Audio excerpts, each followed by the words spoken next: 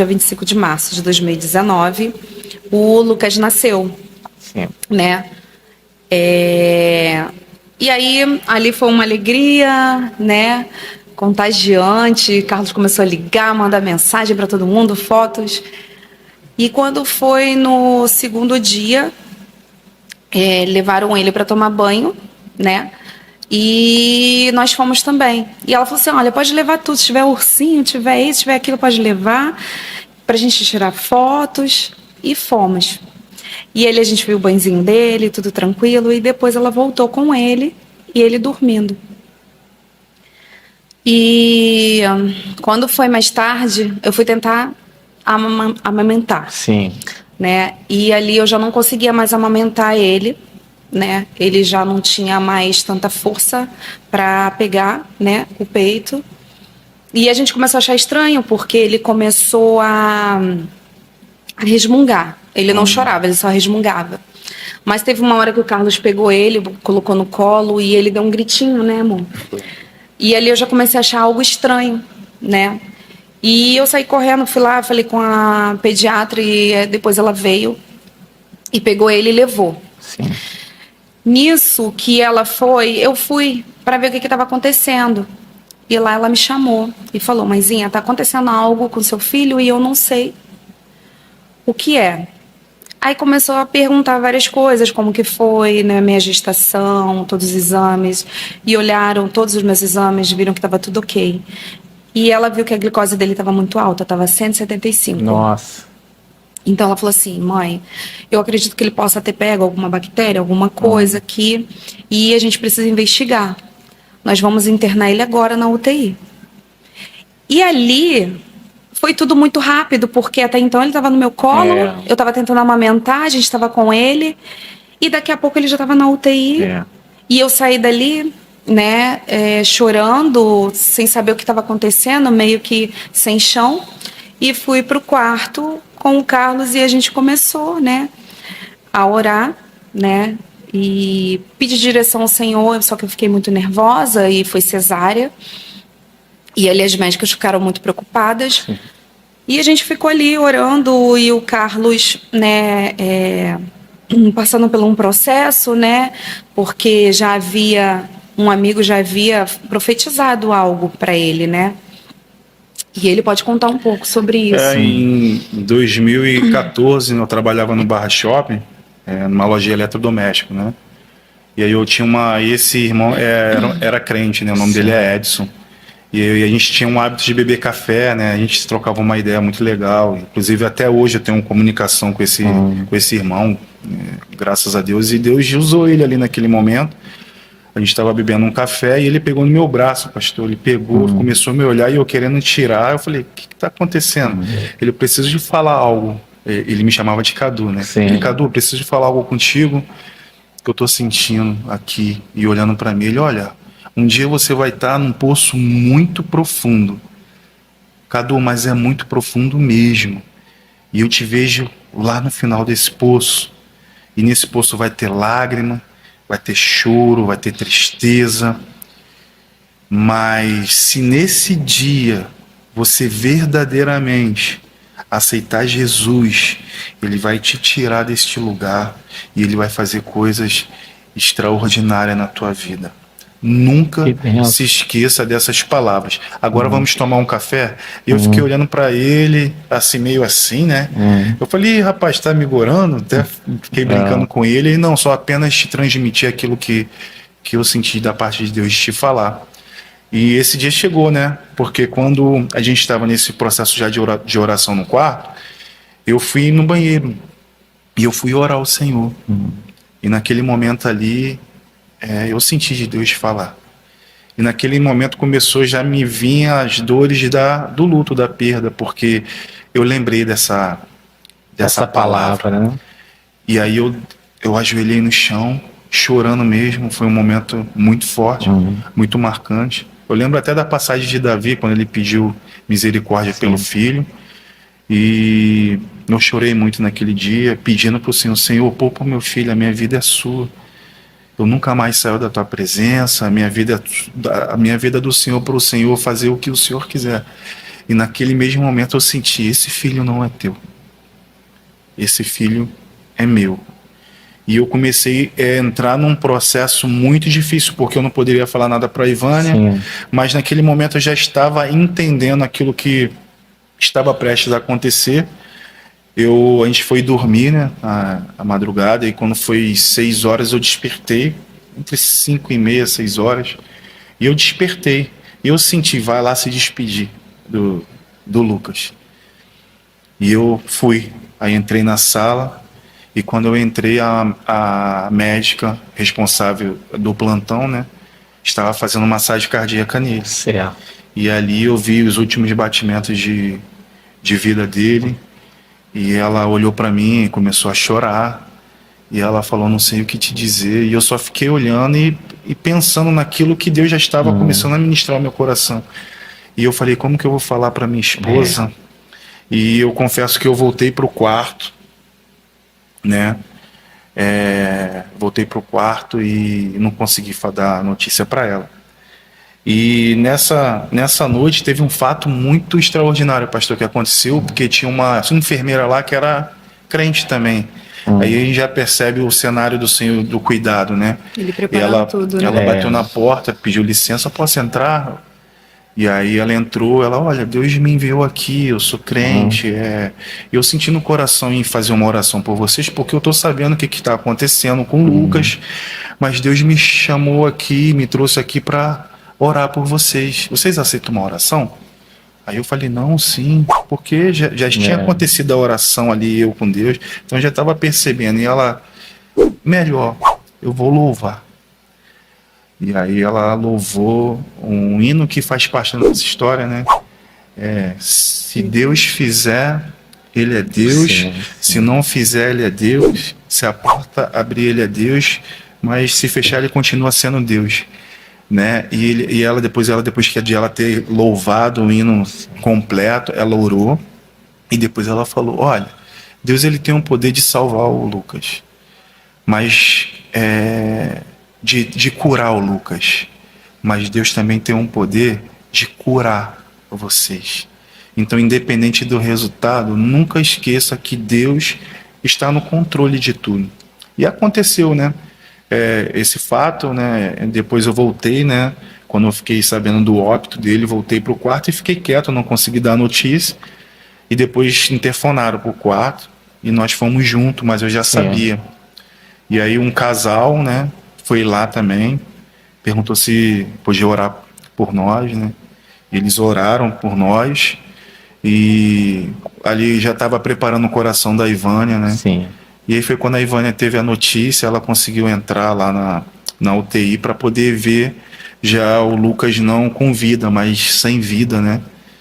E foi um dos momentos mais difíceis da minha vida, né? Porque ela pegou ele no colo, normalmente não tem esse hábito, mas a médica autorizou. Essa exceção, né? Isso. E aí acabou que ela pegou o Lucas no colo. E ali ela começou a clamar ao Senhor.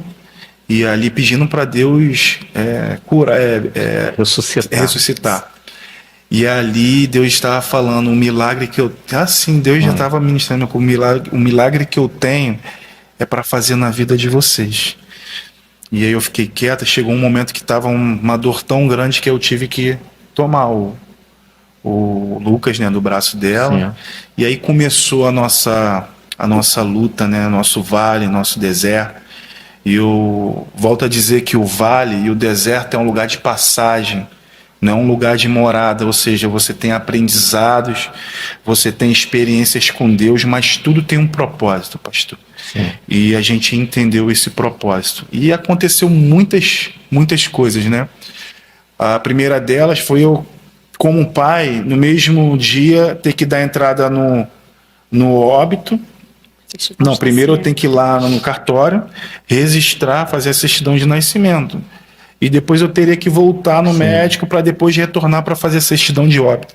E aí eu falei, Senhor, mas como que eu vou fazer isso? Sozinho aqui, sem nenhum amigo. E aí, quando eu abri a porta assim, meu irmão, né, posso dizer que é um amigo mais chegado que irmão, Renato, o nome dele. E aí eu abri a porta, não vi ninguém. E aí eu falei, amor, mas como que eu vou? E aí ele saiu de trás da porta. Eu vou contigo. E naquele momento ali eu senti um conforto de ir fazer eu já tinha registrado e ia lá fazer o óbito. E pastor, algo muito incrível que aconteceu é que ele me chamou ali, foi muito usado por Deus, falou assim, Carlos, irmão, não sei o que você está passando, mas eu preciso de 5 minutos contigo.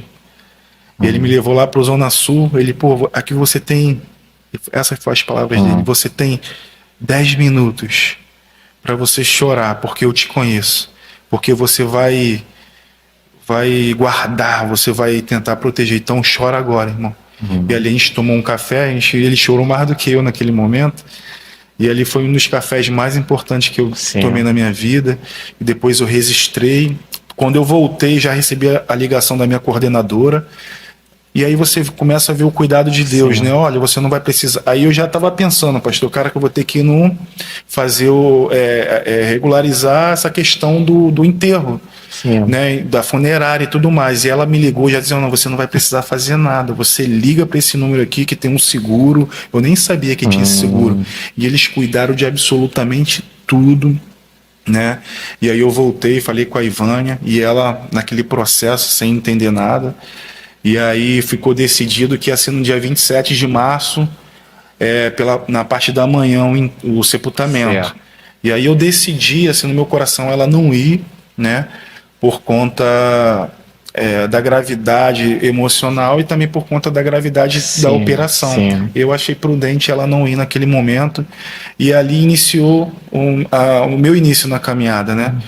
Porque tem uma pessoa que é muito importante, nossa mãe na fé, a Dona Isabel, ela estava ali, ela perdeu um filho, e no momento que foi se levantar um clamor, ali o caixãozinho estava do lado e estavam os amigos melhores, ali eu chamei ela para clamar, e ela levantou um clamor e eu senti a presença do Senhor naquele momento, até assim, difícil de falar algo desse tipo, sepultar um filho e sentir a presença de Deus, mas foi o que aconteceu, né? É um paradoxo, né? Que a gente não consegue explicar, né? E ali eu vi as lágrimas, eu senti o Espírito Santo ali, e eu sentia Deus falar comigo, sabe, pastor? E aí quando ela terminou a oração, ela foi sentar, e aí veio o rapaz para pegar o carrinho, o caixão. E aí o Senhor falou assim, você que vai levar. E aí eu peguei ele nas mãos, aí eu dispensei o rapaz, aí eu peguei, e aí foi minha conversa com Deus. Acho que foi a caminhada mais longa que eu fiz na minha vida. E ali eu só pedia para Deus sustentar a minha família, e eu arrepiava, pastor. E eu sentia Deus falar, eu estou contigo, estou aqui. E o inacreditável é que naquele percurso eu não conseguia mais enxergar ninguém. Era como se só eu estivesse nessa estrada. Com ele no colo, né, aqui no meu colo. E eu começava, pastor, de uma coisa extraordinária, lembrar do Senhor Jesus na Via Sacra, sabe, com a cruz, e aquilo começou a mexer muito comigo, e ele falando, foi por você, eu quero mudar a sua história, e eu lembrando do que o rapaz já tinha falado comigo, e ali ficou aquele embate do Espírito Santo ministrando meu coração, né, e ali quando foi sepultar, né, foi cantado um louvor, né, muito lindo também, e aí ele foi sepultado, mas na hora que ele foi sepultado eu aceitei Jesus. Você aceitou ali? No enterro, ali não precisou ninguém falar, propriamente o Espírito Santo estava ministrando. O apelo foi feito pelo próprio Espírito Santo. E naquele momento ali eu falei, Senhor, a partir de hoje a minha vida está aqui, o Carlos novo está aí, me ressuscita para uma nova vida, salva a minha família, muda a minha história. E eu só fiz um pedido, pastor, naquele dia, um único pedido. Eu falei, Senhor, cura o coração da minha esposa, cura o coração dela, faça ela sorrir novamente, e a minha vida vai ser tua, é tua para sempre, Senhor. Só cura a vida dela, cura o coração, mas eu não digo um sorriso de lábios, eu digo um sorriso no coração, sabe? Sim. E eu fiz esse voto com o Senhor, e dali, quando eu dobrei ali para ir embora, eu falei: Senhor, me mostra o lugar, me leva para uma igreja onde onde realmente tem um evangelho genuíno, um evangelho puro, imaculado, que o Senhor vai transformar a minha vida. E aí começou a minha caminhada, né? Sim. E aí voltei para casa, e automaticamente depois a irmã Isabel fez uma visita com o nosso primeiro pastor, que é o pastor Douglas Milani, e a irmã Carla Milani, que teve essa primeira experiência, né? Eles foram na nossa casa, e a Ivânia vai contar um pouquinho dessa E experiência. eles eram da Metodista Wesleyana. Metodista Wesleyana. Sim. Então, Ivânia, Sim. conta aí pra gente. E ali, né, eu com o coração ali, né, despedaçado, né, com a perca do nosso filho, né, a gente pulou um pouquinho a parte do problema que ele teve, né, ele teve hipertensão pulmonar, que é o estreitamento da artéria do pulmão, que é tipo como se fosse uma malformação. Isso é raro, né? É raro e assim, eles não conseguiram ver, né? Nem na gestação, nem nas ultras, em nada. Então, assim, eu falo, o inexplicável só Deus explica, verdade. né? Então, assim, os médicos até hoje não conseguiram achar uma causa específica.